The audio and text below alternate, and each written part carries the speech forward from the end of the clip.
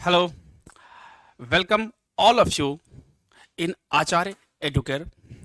मैं नंदन पांडे आप सभी का पुनः आचार्य एडुकेयर में मैं आप सभी बच्चों का हार्दिक अभिनंदन करता हूं। मैं Nandan Pandey, associate professor of university of Delhi of political science. मैं आज आप लोगों को पॉलिटिकल साइंस में नेट जेआरएफ और UPSC mains second paper optional, मैं इन सभी चीज़ों को मैं पढ़ाता हूँ। मैं तो जैसा कि आपने जाना, in the last class we had discuss about the concept of the state and concept of the political theory, right. तो in the concept of the political theory हमने ये जाना कि what is the composition of the state. We have learn about the theory of Socrates, Plato, as well as the Aristotle. While Socrates, who emphasis on the scientific approach of the knowledge, and knowledge should be based on the basis of empirical method, while Plato he believed in utopia state, he was a political philosopher. He believed that state is an utopian state, and utopia, which means it is beyond your imagination. The term of utopia means beyond your imagination. While his disciple Aristotle, who was completely changed the theory of Plato, and he was against the principle whatever he delivered regarding to the utopian states, as well as Plato also emphasizes on the philosopher's king theory, while Aristotle, who did not encourage and promote the theory of the Plato, he completely changed the theory of the state. So we can say Aristotle was an realistic. He believed in the realism. He believed in the hedonism. He believed in the asceticism.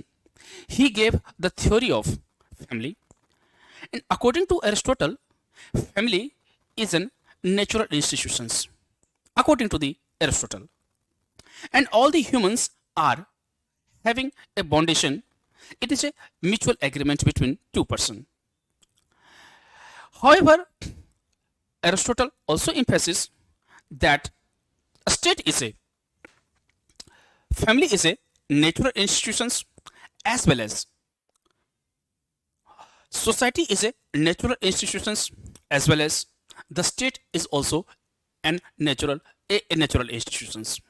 While Marx, who completely opposed the theory of Aristotle, and according to Marx categorically rejected the theory of the state which was given by the Aristotle.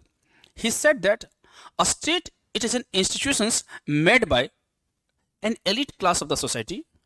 The primary functions of the state to exploit common people, and a state also conserve and protect the capital class. It was this theory was promoted by Marx, while Marx said that a state should be dissolved and the dictatorship of the labor and or the bourgeois, which means an elite class and capital class, must be dismantled by the labor class. So it is the Marxist theory that Marx reject the concept of the state and he believe in the anarchy. And as well as we have learned about the Aristotle, that Aristotle who convinced that a state is a natural institutions, while Marx who is considering that a state is not a natural institutions. Both are agreed on each other, but one thing is output generated, that is called responsibility.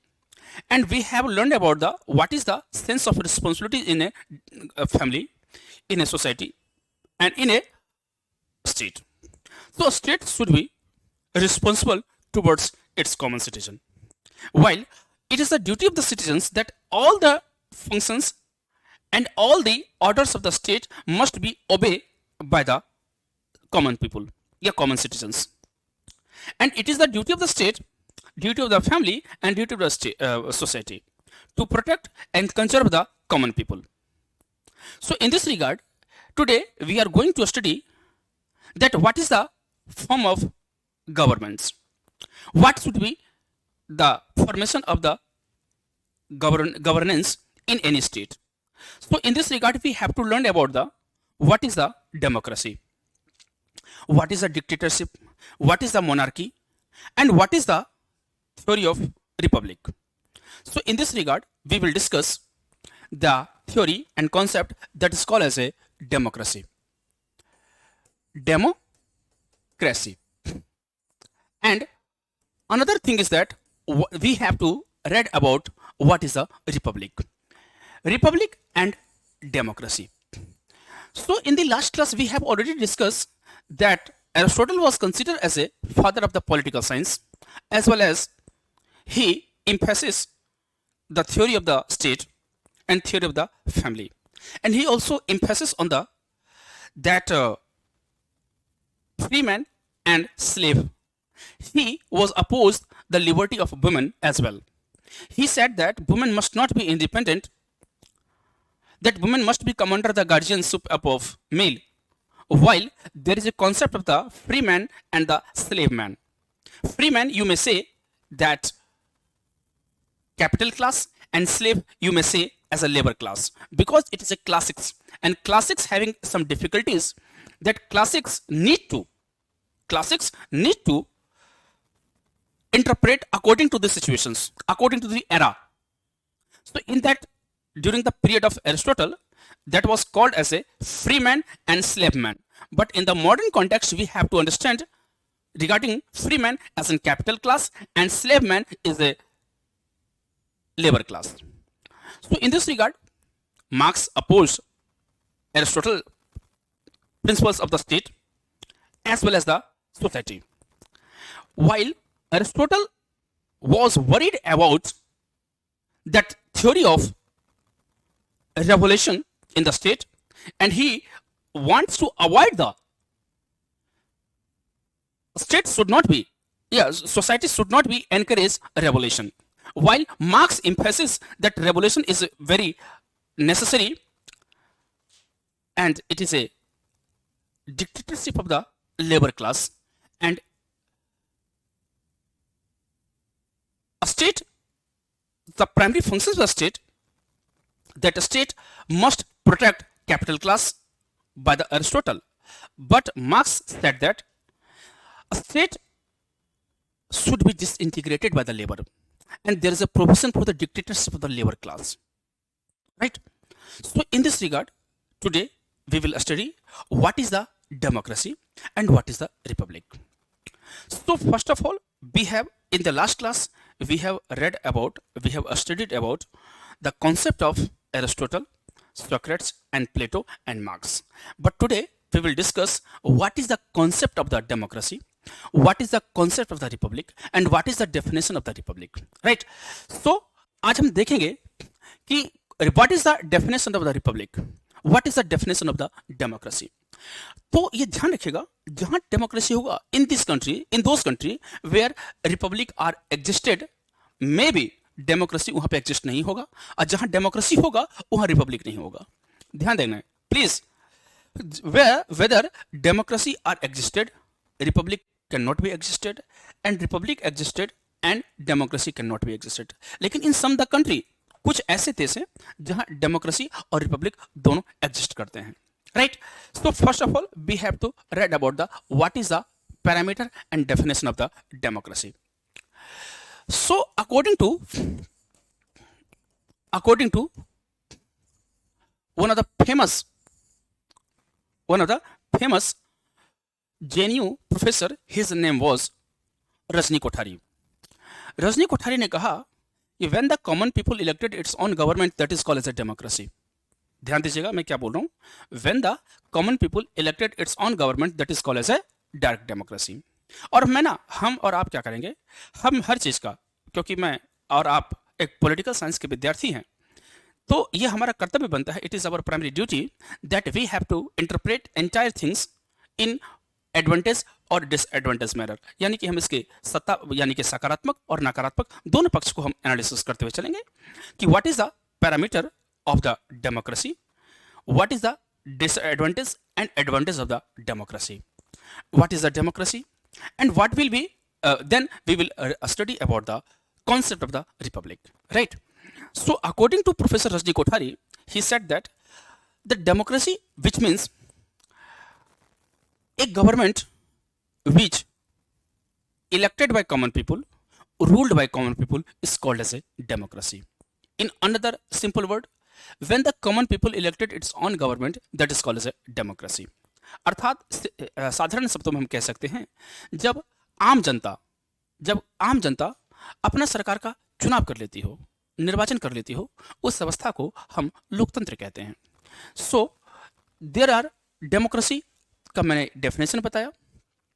Abraham Lincoln ने कहा कि when the common people by the people for the people, that is called as a democracy. In an ordinary word मैं आपको, क्योंकि आप सभी बच्चे जो हैं वो नेट जेआरएफ के विद्यार्थी हैं, यूपीएससी के विद्यार्थी हैं, तो मेरा यह कर्तव्य है कि आप सभी बच्चे, और आपसे ये उम्मीद होती है कि आप बच्चे, आप लोग का बेसिक एनसीईआरटी एटलीस्ट कम से कम क्लियर होना चाहिए, ठीक है, अच्छे तरीके से, तभी आपको इस प्रकार के सिद्धांत समझ में आएंगे.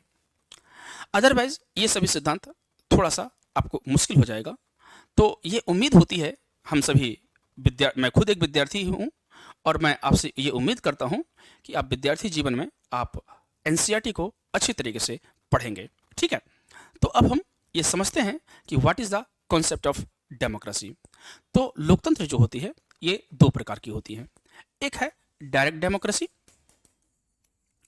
Democracy and another is indirect democracy. Hindi में इसको बोलते हैं प्रत्यक्ष लोकतंत्र और इंग्लिश में कहते हैं अप्रत्यक्ष लोकतंत्र. That is called direct democracy और इनडायरेक्ट डेमोक्रेसी. तो in the direct democracy there is a terms that all the functions of the government, सरकार के जितने भी काम होते हैं जनता से पूछ कर किए जाते हैं. ध्यान दीजिएगा, इन द डायरेक्ट डेमोक्रेसी सरकार के जितने भी काम होते हैं, all the functions of the government must be taken permission from the common people. इसमें सरकार जो भी काम करती है वो जनता से पूछ कर करती है. तो मतलब यार ये सिंपल सी बात है, जब सरकार सभी माफी चाहता हूं, सरकार अपने सभी काम जनता से पूछ के कर रही होगी, तो यहां से दो तीन चीज अपने आप निकल के आ रहा है. पहला निकल के आ रहा है कि जनता अत्यंत शिक्षित होगी. जनता कैसी होगी? Common people are highly educated. जनता बहुत ही शिक्षित होगी, नंबर 1 पॉइंट.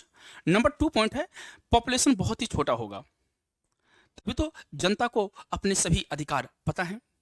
सरकार, जनता बहुत छोटी है, इसलिए सरकार हर दूसरे तीसरे दिन क्या करती, जनता से पूछ लेती है, चुनाव करवा लेती है. अच्छा, उसके बाद जो है तीसरा पॉइंट निकल के आ रहा है. 2 पॉइंट मैंने बताया कि पहला जनसंख्या बहुत शिक्षित होगी, दूसरा जनसंख्या बहुत ही नॉमिनल होगा, बहुत ही कम पॉपुलेशन होगा. Very easily government can take recommendation from the common people. अच्छा, तीसरा जो होगा वो देश में चुनाव आए दिन होते रहते होंगे.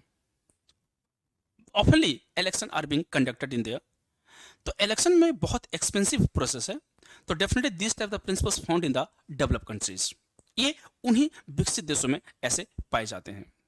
तो ध्यान रखिएगा, मैंने आपसे पूछा कि मैंने आपसे बोला कि इन the direct democracy where all the decision of the government must taken into consideration by the common people, that is called as a direct democracy. In the direct democracy, we need to require a highly educated population, number 1. Number 2, highly nominal population, जनसंख्या बहुत छोटी हो. Government nations are very developed, तभी तो हर छोटी छोटी चीजों के लिए वहां पे चुनाव होते रहते हैं, ठीक है. But in the context of India, ये direct India did not have या doesn't exist any direct democracy. But एक example है in India is the best example of the direct democracy, that is called as a gram panchayat. In the ग्राम पंचायत आपने देखा होगा कि school बनता है, hospital बनता है, सड़कें बनती हैं, तो ऑब्वियसली सी बात है हैंडपंप लगता है, प्राइमरी हेल्थ सेंटर खुलते हैं. तो ये सरकार जब लगाती है तो डेफिनेटली उस गांव के लोगों से पूछ कर लगाती है कि whether it should be installed और नॉट। ध्यान रखिएगा। लेकिन इस प्रकार की डेमोक्रेसी के कुछ इंस्ट्रूमेंट्स जो होते हैं, ध्यान रखना, एक टर्म आता है बेटा राइट टू रिकॉल। क्या होता है? Right to recall, number 1। Number 2 है रेफरेंडम, और दूसरा एक टर्म आता है प्लेबिसाइड्स। ठीक है, इसको हिंदी में कहते हैं जनमत संग्रह व मत संग्रह। पहले मैं इसका एडवांटेज बताऊंगा और फिर मैं इसका डिसएडवांटेज बताऊंगा। तो right to recall it means वापस बुलाना। वापस बुलाना इट का means that if your representatives like member of the parliament और एमएलए अगर वो ढंग से काम नहीं करता है तो आप क्या करेंगे? उसको वापस बुला लेंगे कि आप आ जाइए, अब आपसे अच्छा काम नहीं हो रहा है। हमारे दिल्ली के मुख्यमंत्री अरविंद केजरीवाल ने भी इसी प्रकार का कॉन्सेप्ट रखा, right to recall, Anna Hazare की टीम ने, क्योंकि उस time be frankly I would say ये सभी ढोंग रच रहे थे। They were just hypocrites, nothing else. ये ऐसा कभी पॉसिबल हो नहीं सकता। देखिए, बकवास करना और उसको अप्लाई करना, both are very different things. तो हाइपोथेसिस नहीं है, this should be become an practical things. तो राइट टू रिकॉल अगर इंडिया में अप्लाई हो जाता है तो क्या होगा? हमारे देश में एक खतरा हो जाएगा। क्या?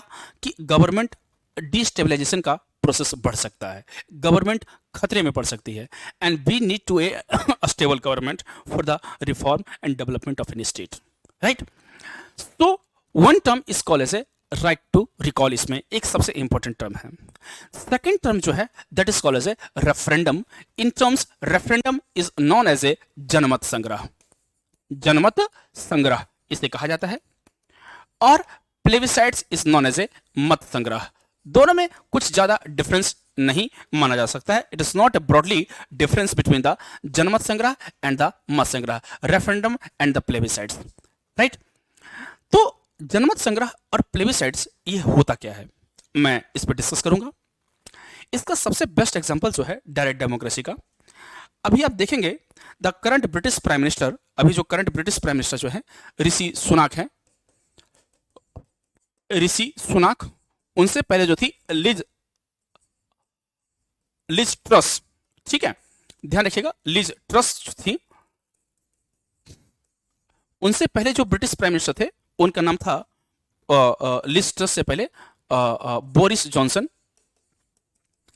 बोरिस जॉनसन, और बोरिस जॉनसन से पहले जो प्राइम मिनिस्टर थे ब्रिटेन के, हर नेम वाज थेरेसा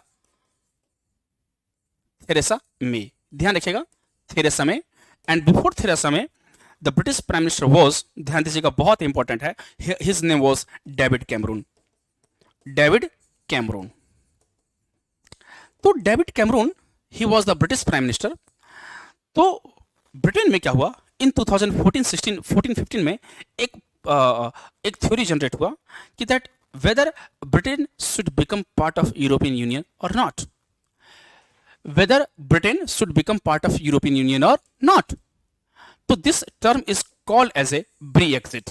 एक मूवमेंट चल गया, ब्री एक्सिट, ब्री एक्सिट इसे कहा गया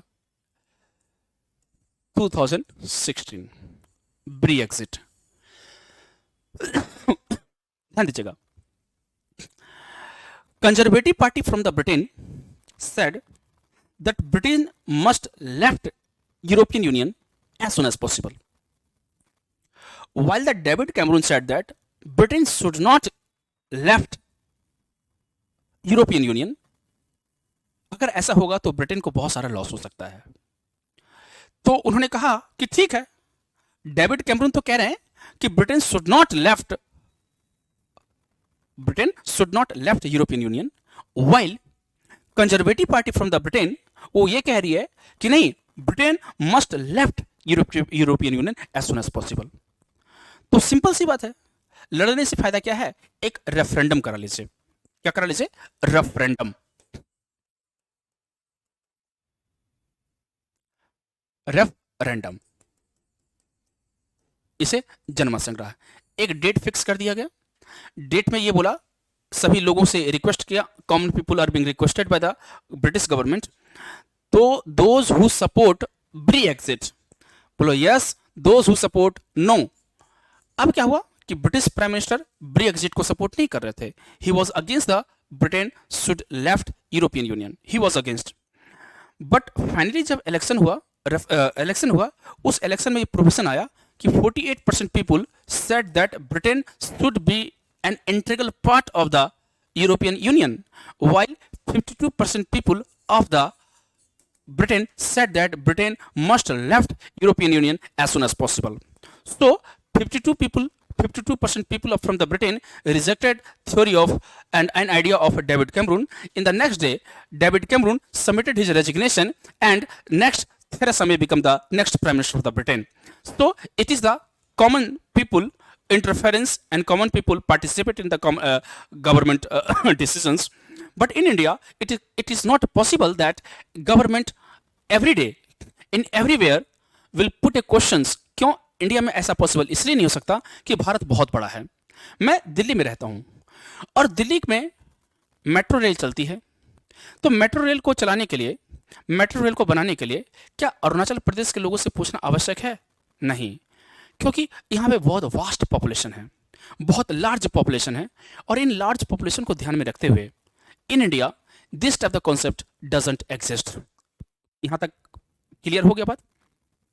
सो finally Britain left European Union as soon as possible.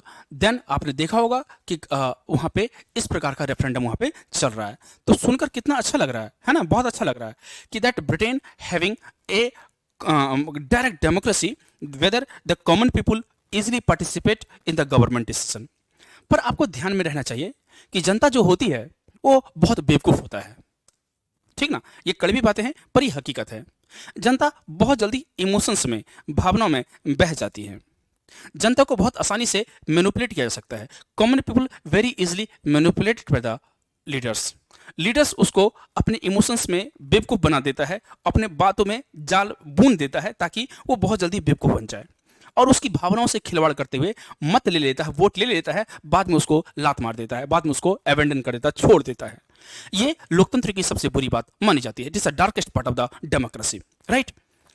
अब क्या हुआ? तो अब मैंने इसका एक एडवांटेज तो बता दिया, राइट टू रिकॉल बता दिया, रेफरेंडम बता दिया, प्लेबिसाइट्स बता दिया. कितना सुन के अच्छा लग रहा है आपको? लेकिन इसका एक डार्केस्ट पार्ट जो है वो इंडियन कॉन्टेक्स्ट में अब हम देखते हैं. इंडियन कॉन्टेक्स्ट में जब आप जानते होंगे, आपने पढ़ा होगा कि 1947 में जब government of India act pass हुआ तो उसमें एक प्रोविजन रखा गया that all the indigenous princely states they have right whether they want to become part of the Pakistan, India और दे मे बी ऑटोनॉमस. तो in the context of the Jammu and Kashmir, Maharaja Hari Singh did not want to become either part of Pakistan or India.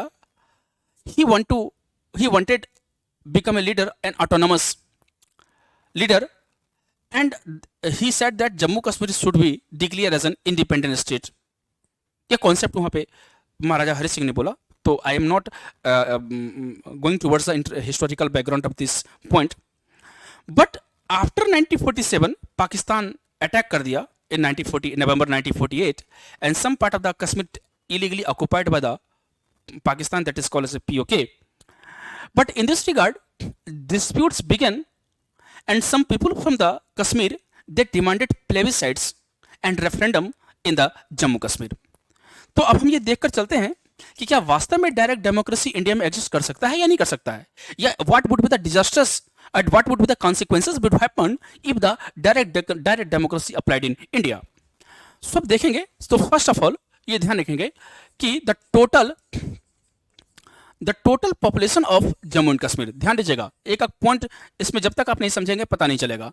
The total population of J&K जो है having more than 70% are Muslims. इस factor को हमें ध्यान देना पड़ेगा. कश्मीर में 70% से अधिक मुसलमान हैं और यहां का राजा हिंदू था, महाराजा हरि सिंह. जबकि Junagadh was having more then 90% population were Hindu, but it's ruler was Mahabat Khan, he was a Muslims. Right? ध्यान दीजिएगा. The total population of J&K having more than 70% are Muslims. Number 1 point. Number 2 point, ये ध्यान रखना, Jammu Kashmir having total district having 22 district. अब हम इसको क्या करते हैं, जम्मू एंड कश्मीर को स्प्लिट करते हैं इन डिफरेंट पार्ट्स में. ध्यान दीजिएगा, पहला है बेटा Jammu.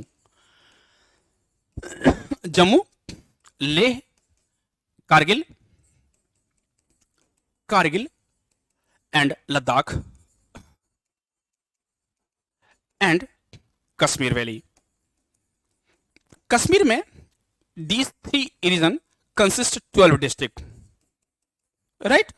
And Kashmir Valley consider 6 districts here and 4 districts here. These 6 districts having 50% Shia Muslims and 50% Sunni Muslims. ध्यान दीजिएगा, rest of these 4 districts of the Jammu and Kashmir, also you may say Central Kashmir and the Southern Kashmir of the Kashmir Valley, where more than 95% population of this region, more than 95% of population of this 4 district having Sunni Muslims. आपको कश्मीर का पूरा situation आपके सामने मैं रख रहा हूं. More than 95% of the 4 district of the population belongs to the Sunni Muslims. आप जानकर आपको हैरानी होगी कि only very few parts of the people from these 4 districts from separatists like Hurriyat Conference. Hurriyat Conference also split into 2 parts, Radical Hurriyat Conference and Moderate Hurriyat Conference. Hurriyat Conference, it is a self-proclaimed या mushroom style separatist group, right? They demanded that Kashmir should be declared as an disintegrated part of the India. ऐसा कैसे possible हो सकता है? ठीक है, ध्यान दीजिएगा. तो ये 4 लोग जो हैं, 4 डिस्ट्रिक्ट के लोग जो हैं, 4 डिस्ट्रिक्ट के भी वेरी फ्यू पीपल्स, बिफोर 2019 की बात कर रहा हूं मैं, ये 4 डिस्ट्रिक्ट के कुछ थोड़े से लोग जो हैं, ये इस बात पे डिमांड कर रहे थे कि इन दी कश्मीर वैली, मेरे बहुत सारे स्टूडेंट जो हैं वो कश्मीर से हैं, पर मैं जानता हूं कि वो ऐसी डिमांड कर रहे हैं, मेरा अनुभव भी है और मैंने पढ़ रखा है, मैं आपको पढ़ा रहा हूं, इसी आधार पे मैं आपको ये बात बोल रहा हूं. Because militancy is only lies since 1990 on these 4 districts. इन सभी रीजन में आज तक मिलिटेंसी एंड टेररिज्म ना के बराबर हुआ भी है. तो छिटपुट घटनाएं वो तो दिल्ली में भी होती रहती है, लड़ाई झगड़े मार पिटाई वो तो होता है. But these 4 districts they demanded that plebiscites या referendum should be happen in the Kashmir valley. मजेदार वाली बात है कि the people from the 6 district of Kashmir valley and 12 districts, they never demanded that there should be any plebiscites and there should be any referendum should be happened in Jammu Kashmir. 1 minute के लिए मान लिया, अगर मैं मान के चलता हूं कि 4 डिस्ट्रिक्ट के लोग जो हैं, ये 95% सुन्नी मुस्लिम्स जो हैं, अगर ये इनकी डिमांड को गवर्नमेंट ऑफ इंडिया कंसीडर कर लेती है, अगर ये कंसीडर कर लेते हैं कि हाँ ठीक है यहां पर रेफरेंडम करा दिया जाए या प्लेबिसाइट्स करा दिया जाए, जिससे अब because the total more than population of Kashmir having 70%, more than 70% are Muslims, तो भी कल्पना करते हैं हम लोग कि अगर सभी के सभी 70% मुस्लिम्स ने अगर ये बोल दिया कि नहीं we should move towards the Pakistan, हमें पाकिस्तान की ओर आगे बढ़ना चाहिए.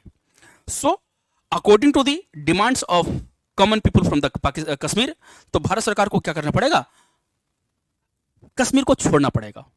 और छोड़ा कैसे कैसे जा रहा है, तो धर्म के आधार पे.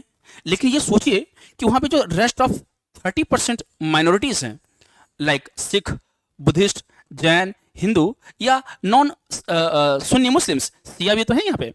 तो अब सोचिए ये सभी व्यक्ति कहां जाएंगे, ये जाएंगे कहां. अब मेरा प्रश्न ये उठता है, तो ऑब्वियसली सी बात है फिर क्या होगा, जिनोसाइड हो सकता है, माइग्रेशन हो सकता है और अनवांटेड माइग्रेशन इनका हो जाएगा. लेकिन क्योंकि this referendum conducted by the government of India, so and another person also demanded कि सर कश्मीर में तो धर्म के आधार पे रेफरेंडम हुआ, तो why not and another referendum should be happen on the basis of religion across India, कि भारत में मुसलमान रहे या ना रहे. तो ऑब्वियसली सी बात है गवर्नमेंट ऑफ इंडिया को फोर्सली अब करना पड़ेगा, क्योंकि कश्मीर में आपने रेफरेंडम कराया धर्म के आधार पे, तो एक रेफरेंडम पूरे भारत में हो जाए कि in India whether Muslim should stay और नॉट, क्योंकि यहां पे तो कश्मीर में धर्म के आधार पे तो रेफरेंडम हुआ। तो आपको जान के हैरानी होगी कि more than 75 to 80% people of India are Hindu majority and more than 20 crore of Muslims of the rest part of India. वो कहां जाएगा? उसके लिए अलग से देश बनाने की आवश्यकता पड़ेगी, वायलेंस की आवश्यकता पड़ेगी, हो जाएगा, खून की नदियां फिर बहेंगी। इट मीन्स प्लेबिसाइड्स की जो डिमांड है या डायरेक्ट डेमोक्रेसी की जो डिमांड है कि वहां की जनता से पूछकर बताया जाएगा, नहीं, इस प्रकार का कॉन्सेप्ट हमारे देश में कभी संभव नहीं है। और अब अगर ऐसा पॉसिबल होगा हमारे देश में तो it lead to the violence, ये वायलेंस को एनकरेज कर सकता है। और इस प्रकार हमारे देश में इन इंडिया कि this type of the direct democracy can not be existed in India. यहां तक मैंने आपको क्लियर समझा दिया। तो मैंने अभी लास्ट पॉइंट में मैंने बताया कि इन द डायरेक्ट डेमोक्रेसी कि that all the decisions of the government must be taken into consideration by the common people, that is called as a direct democracy. In the direct democracy there is a provision for right to recall, referendum and plebiscites. ये तीन term यहाँ पे होता है। इस type की government जो democracy जो है आपको कहाँ मिलेंगी? वेस्टर्न यूरोप में, लाइक स्विट्जरलैंड, फ्रांस, कहाँ बेटा? फ्रांस, जर्मनी,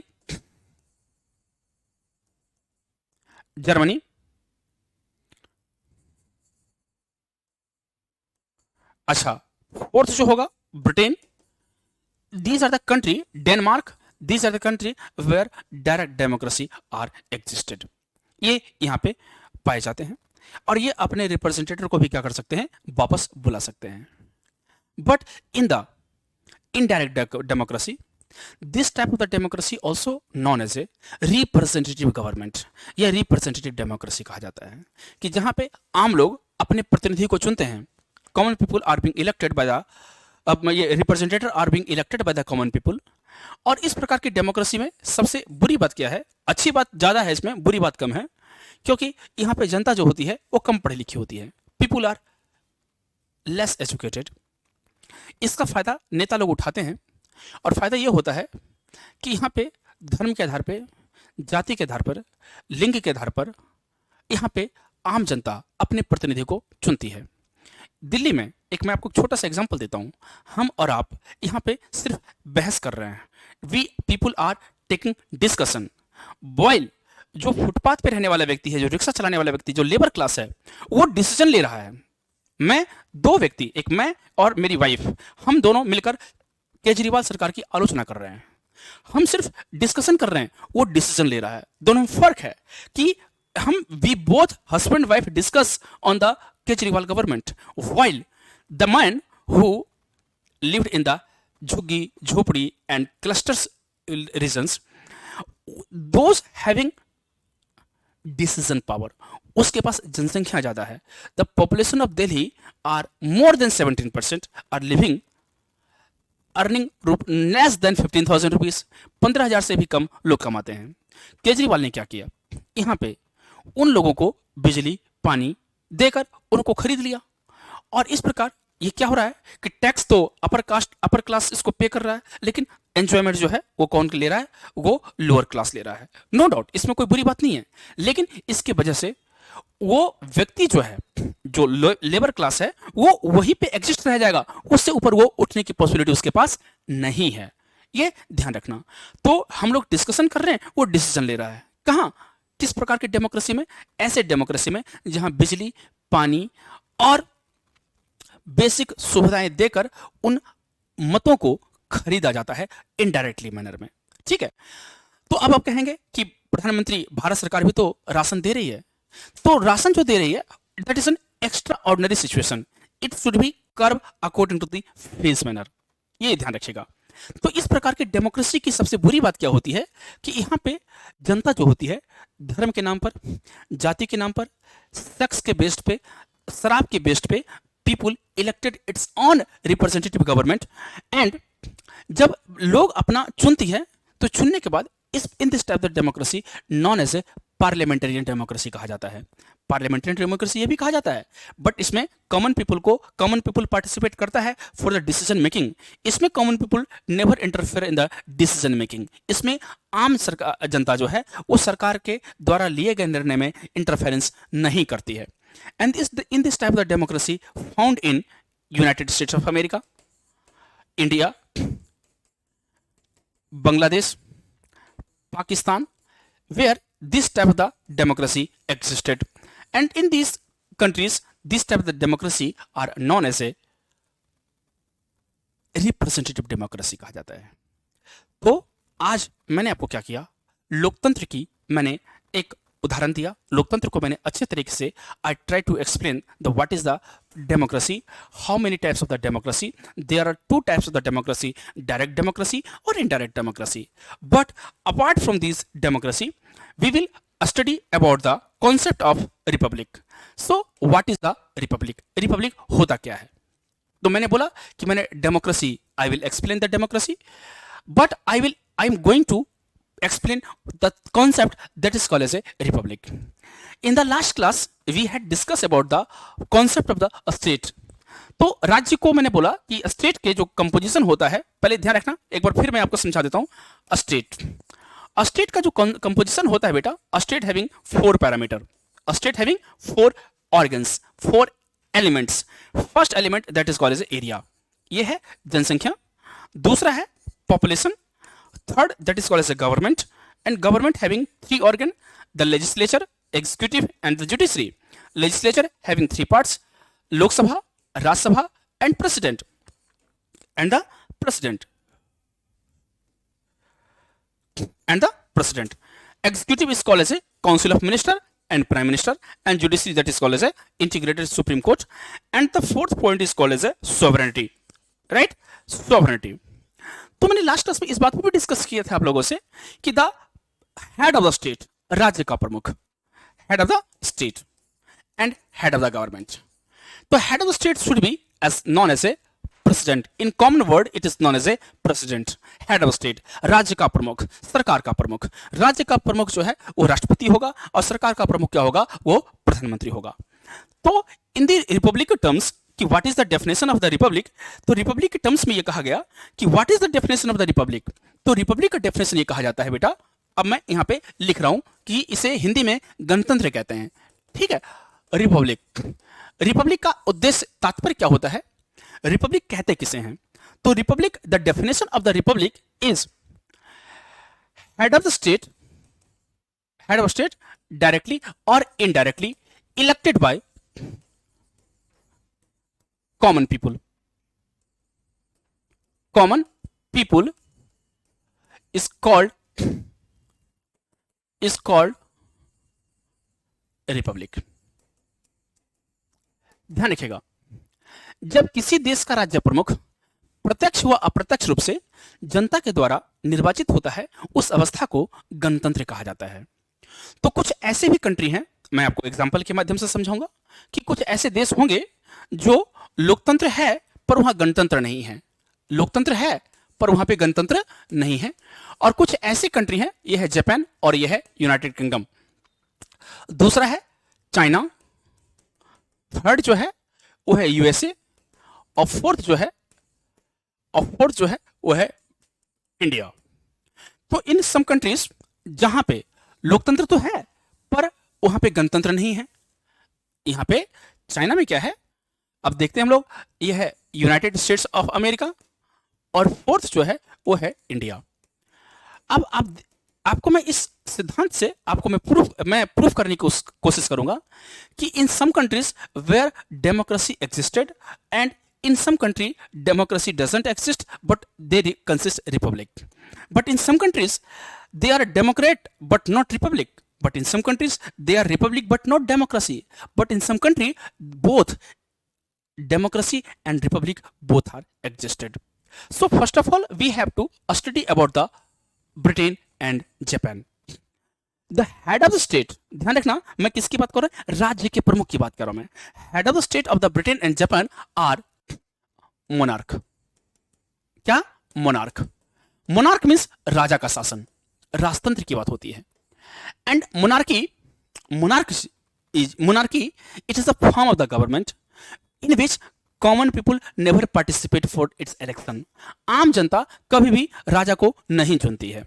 और ये मोनार्की भी दो टाइप के होते हैं। There are two types of the monarch, one is called absolute और अनदर इज अनएब्सोल्यूट। पहला क्या है? एब्सोल्यूट मोनार्की और दूसरा क्या है? Unabsolute monarch. Absolute monarch it means direct प्रत्यक्ष राजतंत्र और दूसरा क्या हुआ? अप्रत्यक्ष राजतंत्र। एब्सोल्यूट मोनार्क में क्या हुआ कि राजा, तो पहली बात क्या है, राजा जनता के द्वारा नहीं चुना जाता है। It is inheritance, it is inheritance, वंशानुगत होता है। बाबर का बेटा हुमायूं, हुमायूं का बेटा अकबर, अकबर का बेटा जहांगीर, जहांगीर का बेटा शाहजहां, शाहजहां का बेटा औरंगजेब, औरंगजेब का बेटा शाह मुअज्जम। इट मीन्स ऐसा भी हो सकता है कि बाप, फादर अगर बहुत कैपेबल है और बेटा इनकैपेबल है, फिर भी उसका कैरियर या फ्यूचर सिक्योर है, वो राजा वही बनेगा। Babur was very capable while Humayun was incapable. Akbar was capable but Jahangir was incapable. Jahangir was incapable but Shahjahan was capable. While Aurangzeb was incapable which lead destructions of the Mughal Empire. उसकी policies ने मुगल वंश को पूरा finish कर दिया। But इतना confirm है कि बाप का बेटा जो है वो राजा बनेगा, मतलब बनेगा। तो मोनार्की में common people never participate in the form of the government and form the head of state. वहां आम आदमी पार्टिसिपेट करता ही नहीं है। कहां? मोनार्क में। वहां हेड ऑफ स्टेट क्या होता है? इनहेरिडेटरी होती है, वंशानुगत होता है। अब ब्रिटेन में या कहीं पे भी जापान में तो direct democracy, direct absolute monarch, which means absolute monarch उसे कहते हैं जहां पे राजा जो उसके मुंह से निकल गया it become as a law. राजा ने जो मुंह से बोल दिया that become as a law. It means absolute monarch में क्या होता है? कॉन्स्टिट्यूशन एग्जिस्ट नहीं करती है,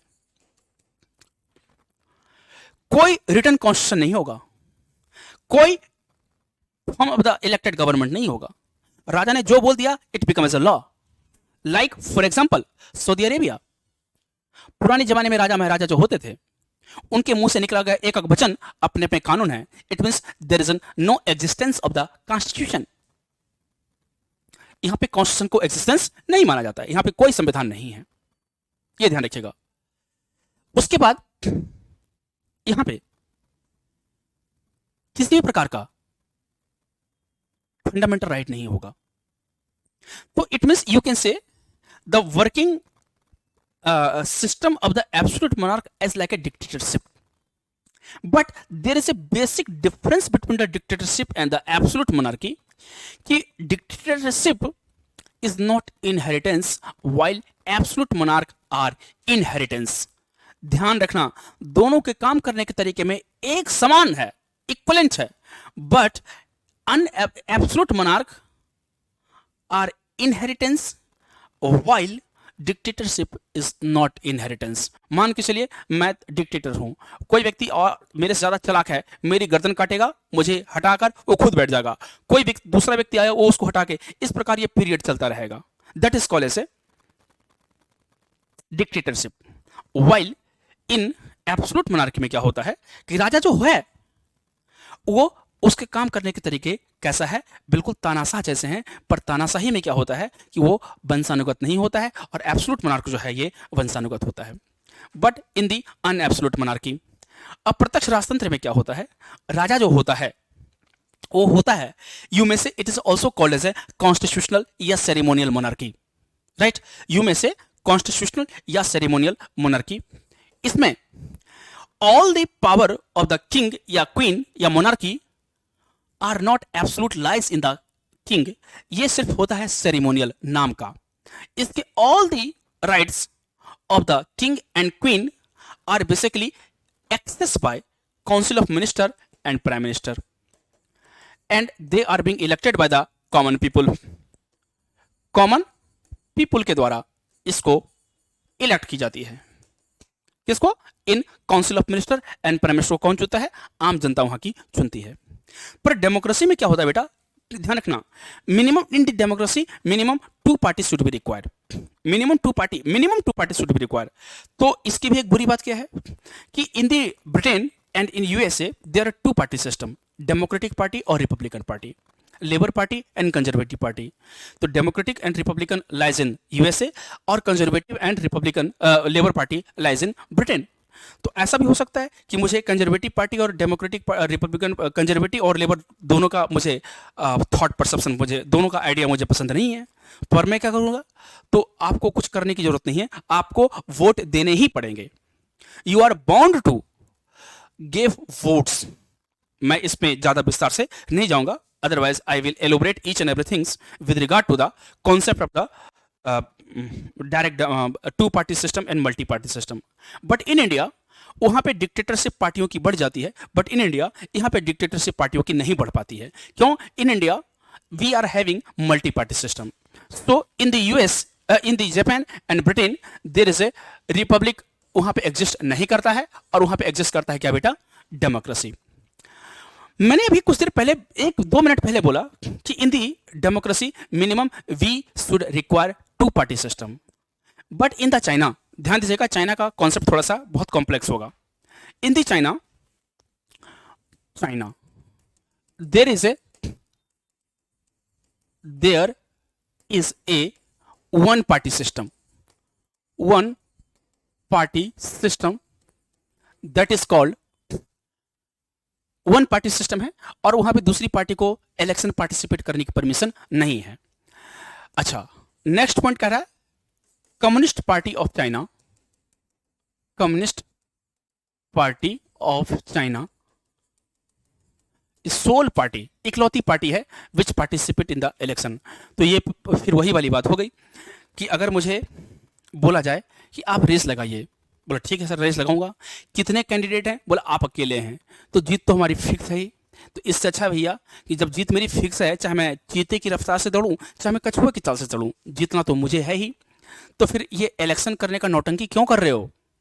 Y you people are become an hypocrites to conduct such election, जब दूसरी पार्टी को हमें पार्टिसिपेट करने की अपॉर्चुनिटी है ही नहीं।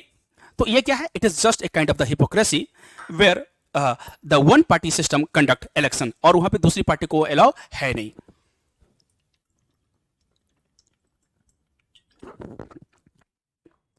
बात क्लियर हो रही है?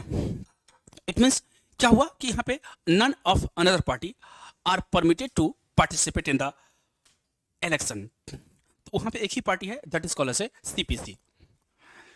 टोटल पॉपुलेशन ऑफ, ध्यान रखना चुनाव कैसे होता है, total population of China are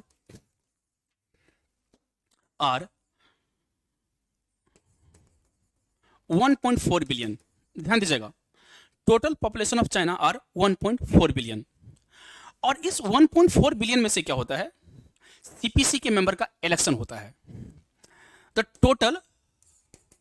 total member of CPC, total member of CPC are 11 crore, 11 crore, और ये 11 करोड़ जो हैं वो इसमें से इलेक्ट होकर आते हैं। ध्यान दीजिएगा, वो इसमें से 1.4 बिलियन में से तो आते होंगे।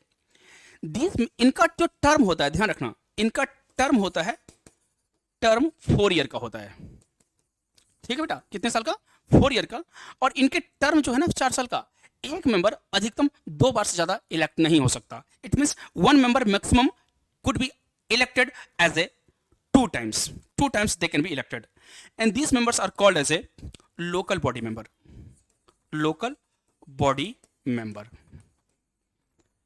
ध्यान रखना, मैं फिर बोल रहा हूं 1.4 बिलियन पीपल इलेक्ट करता है किसको? 11 करोड़ लोगों को। These members are called as a local body member. इनका टर्म कितने साल का होता है? 2 साल का होता है। मैक्सिमम एक व्यक्ति कितने बार इलेक्ट हो सकता है? 2 times। मैक्सिमम कितना? 2 times। तो यहां पे 4 साल के लिए एक व्यक्ति इलेक्ट होता है, और मैक्सिमम कितना? 2 times, यानी कि 8 साल के लिए वो person can be elected. Sorry, अब ये 11 करोड़ यानी कि लोकल बॉडी मेंबर अपने में से क्या करते हैं? 3000 पीपल, ध्यान रखना, 3000 पीपल का इलेक्शन होता है इसमें से। ठीक है, ये 11 करोड़ लोगों में से क्या होता है? 3000 people are being elected from the local body members. These local body members are known as a elected themselves, वो अपने में से 3000 लोगों को इलेक्ट करते हैं। पहले 2900 था, अब इसकी संख्या बढ़ा दी गई, इसको 3000 कर दिया। These members called as a state body member, a state या सेंट्रल बॉडी मेंबर कहा जाता है। ध्यान दीजिएगा, पहला क्या हुआ कि स्टेट और सेंट्रल बॉडी मेंबर्स, इन 3000 लोगों को कहा गया। अच्छा, दी 3000 मेंबर्स, ये 3000 लोग जो हैं, ये अपने में से एक व्यक्ति को इलेक्ट करता है।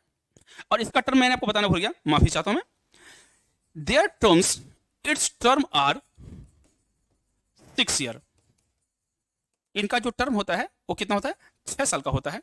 और maximum 1 member can be elected 2 times, यानी कि कोई भी सेंट्रल या स्टेट बॉडी मेंबर जो है वो कितना साल रह सकता है, वो 12 साल तक उस पोस्ट पे होल्ड कर सकता है, ये ध्यान रखना। अच्छा, इन 3000 में से ये 3000 कहां से आए, ये 11 करोड़ से, ये 11 करोड़ कहां से आया, और ये साइकिल चलती रहती है, 4 साल बाद रिटायर होगा, फिर नया सदस्य आया, पुराना गया, इस ये दीज साइकिल्स आर रोटेटली, तो इसलिए वहां का ये मेंबर जो है वो परमानेंट होता है और फिक्स होता है। तो these 3000 members are called as a state central body members. Terms of these central body members are 6 year and 1 members can be elected twice, यानी इट मींस 12 ईयर्स के लिए उसका इलेक्शन हो सकता है। एंड इसमें से क्या होता है, फिर एक व्यक्ति का इलेक्शन होता है, एक व्यक्ति इसमें से चुने जाते हैं। ध्यान रखना, इनमें से एक व्यक्ति का इलेक्शन होता है। तो इसको हम लोग अलग अलग नाम से इसको बुलाते हैं। पहला नाम जो है, first they called as a general secretary of CPC. ये सीपीसी का चेयरमैन होता है। कौन, दिस गाय। मैं इसका कलर चेंज कर देता हूं मैं, ताकि आपको इजिली पता चल जाए। This red man known as a general secretary of CPC, number 1. Number 2, this guy also known as a supreme commander of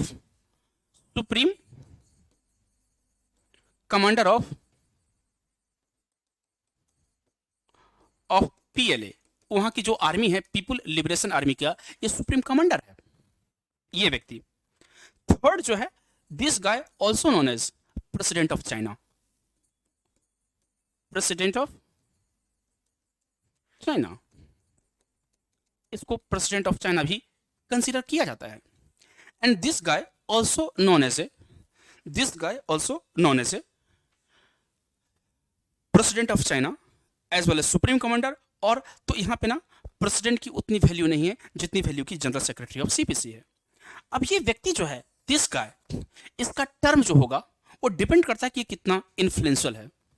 Its usually terms are decided only for 6 years, but maybe it can be elected lifetime, entire life they are being elected, such as Deng Xiaoping, Xi Jinping and Mao Zedong. These 3 premier were nominated or elected till their last life. So its term are not fixed. It depends upon how much this guy are influential in the Chinese constitution, Chinese party. तो ये व्यक्ति जो है, ये अपने आप को पहला क्या बोलता है, जनरल सेक्रेटरी ऑफ सीपीसी, दूसरा है supreme commander of PLA, and third person he is a president of the China. But आप सोचिएगा, लेकिन ये यहाँ पे क्या हुआ, इनडायरेक्टली रूप से this guy elected from 3000 people and 3000 people elected from the 11 crore and 11 crore elected from the 1.4 billion. It means अब ये कॉन्सेप्ट निकल के आया, क्या यहाँ पे वास्तव में इलेक्शन हुआ? नहीं हुआ। इलेक्शन होने का सिर्फ एक हिपोक्रेसी है। There is a just hypocrites that they are endorsing and promoting, देखो यहाँ पर चुनाव हो रहा है, बट एग्जैक्टली यहाँ पे किसी प्रकार का चुनाव एग्जिस्ट नहीं कर रहा। तो इन द चाइना वहां पे रिपब्लिक है, पर डेमोक्रेसी एग्जिस्ट वहां पे नहीं करती है। मेरी बात क्लियर हो रही है? But with regards to USA and India, both the nation having democracy as well as republic. यहां पे डेमोक्रेसी और republic both are existed in simultaneously. दोनों देशों में हेड ऑफ स्टेट जो हैं डायरेक्टली और इनडायरेक्टली इलेक्ट होते हैं, और यहां पे डेमोक्रेसी भी एग्जिस्ट करती है। In the USA there is a 2-party system, but in India we are having multi-party system. तो अब हम लोग आगे पॉइंट पढ़ते हैं, इसका अध्ययन करेंगे, हम इसे नेक्स्ट क्लास में इसको पढ़ेंगे। तो फिर हम वहीं पे आकर चलते हैं कि there is a sense of the responsibility. तो in the world, entire world, the responsible government, तो पूरी दुनिया में जो जवाबदेही की सरकार होती है, रिस्पॉन्सिबल गवर्नमेंट होती है पूरे वर्ल्ड में, वो there are three types of democratic government, democratic government in the world. तो वो कौन कौन सी हो सकती है, इसको मैं नेक्स्ट क्लास में समझाऊंगा आपको। First is called as a presidential form the government, presidential form of the government, semi presidential form of the government, and third is called as a parliamentarian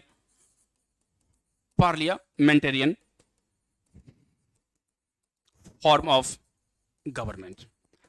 तो अब हम इसको नेक्स्ट क्लास में इसका अध्ययन करेंगे। तो आज मुझे आशा है, आज मैंने आपको लोकतंत्र की परिभाषा समझाई, राज्य के तत्व बताए, मैंने लास्ट क्लास में भी आपको सोक्रेट्स और अरिस्टोटल, प्लेटो के बारे में समझाया। आज मैंने राज्य क्या होता है ये मैंने समझाने की कोशिश किया, basic. Then we have elaborate about the democracy and we have elaborate regarding to the republic. तो मैं आज आप सभी बच्चों से यह कहना चाहता हूं कि आप सभी यहाँ पे, तो इस क्लास के माध्यम से आप जो है नेट जेआरएफ और सिविल सर्विस के परीक्षाओं की आप तैयारी बहुत आसानी से कर सकते हैं, हमसे जुड़े रह सकते हैं। तब तक के लिए मैं आप सभी बच्चों का पुनः हार्दिक धन्यवाद करता हूं जुड़े रहने के लिए। तब तक मैं आप सभी बच्चों से विदा लेता हूं। धन्यवाद। जय हिंद।